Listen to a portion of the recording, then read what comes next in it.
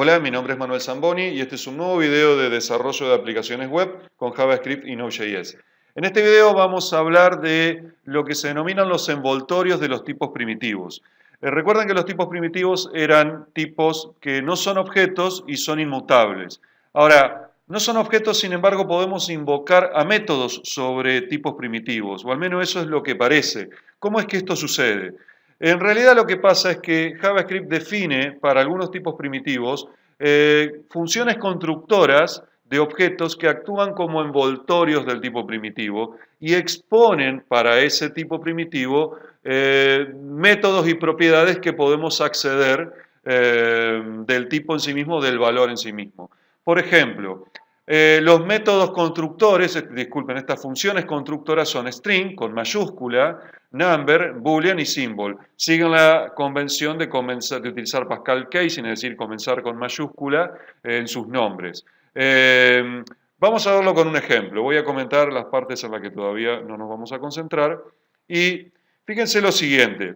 Aquí estoy creando, vamos a usar let, vamos a usar var, estoy creando una variable, podría ser una constante, perfectamente, una constante cadena, y fíjense cómo la estoy inicializando. Estoy creando un objeto con la función constructora string, y le estoy pasando como parámetro el valor primitivo con el que quiero inicializar ese objeto. Y fíjense que yo voy a preguntar si cadena, estrictamente hablando, es igual a hola mundo, que es el valor que le pasé aquí, y veamos qué es lo que devuelve. Fíjense que me dice que no, false, y pregunto de qué tipo es cadena, o aplico el typeof, y me dice que es object. Es decir, efectivamente es un objeto.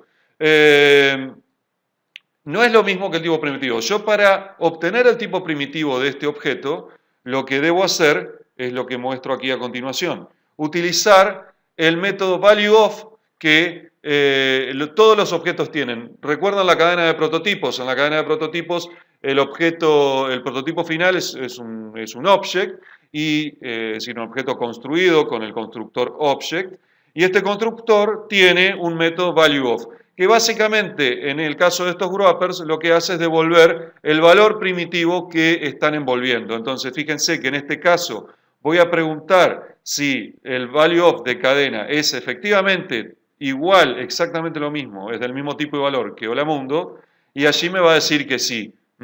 Aquí, por ejemplo, fíjense que si yo usara la igualdad no estricta, me va a devolver que sí. Aquí hay una diferencia, ¿ven?, entre la igualdad no estricta. No estrictamente hablando, cadena es igual a hola mundo, pero estrictamente hablando no, porque cadena es un objeto y hola mundo es un tipo primitivo.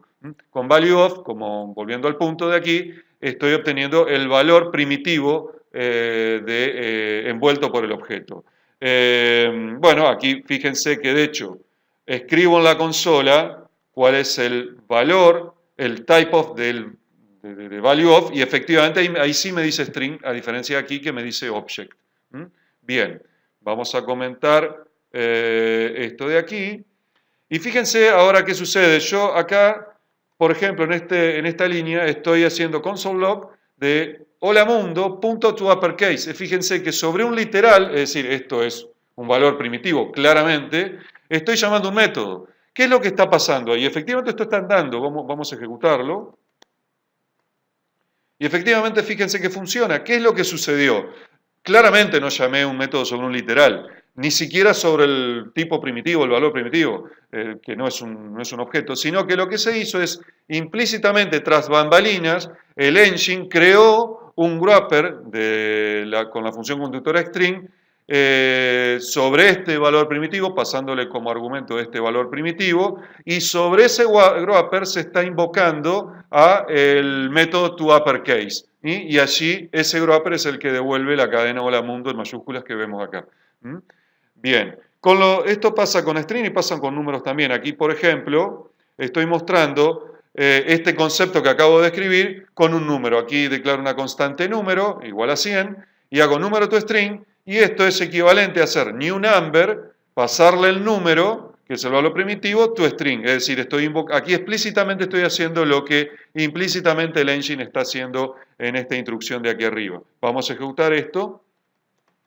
Y efectivamente, fíjense que es el mismo resultado, obtengo el mismo resultado.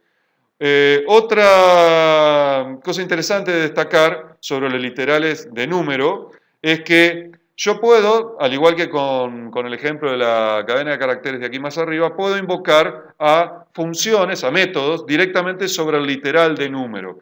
Y va a pasar esto mismo que pasó con la cadena, se va a crear un envoltorio sobre ese valor primitivo. Aquí, por ejemplo, estoy con el número 123.456, este punto es un separador decimal, no de miles, y estoy llamando a un método que tiene definido el wrapper number, este wrapper de aquí, number, con mayúscula, que se llama toFixed, que básicamente lo convierte en una cadena con esta cantidad de decimales después del punto. Y fíjense que voy a primero concentrarme en la primera línea.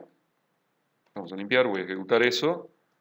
Fíjense que efectivamente lo redondea, y esto es una cadena de caracteres. Esto no es un número redondeado, sino que es una cadena de caracteres. Se redondeó y se convirtió a un string. Bien, fíjense que si yo quisiera hacer lo mismo, así, vamos a suponer sobre el valor entero, 1, 2, 3, esto es ambiguo, es decir, no puedo, esto es un punto, esto se toma el primer punto como el separador de decimales, y esto no es un valor decimal, no es un valor numérico, está mal. Entonces, para quitar esa ambigüedad, pongo un espacio intermedio, es decir, nada quita que yo tenga entre el punto y el operando izquierdo todos los espacios o saltos de líneas que quiera. Aquí aprovecho ese hecho y hago este espacio y allí sí, fíjense que estoy llamando a toFixed sobre nuevamente el wrapper que se crea alrededor de este valor. Bien, vamos a llegar con este tema hasta aquí y vamos a encontrarnos en los próximos videos. Hasta el próximo video.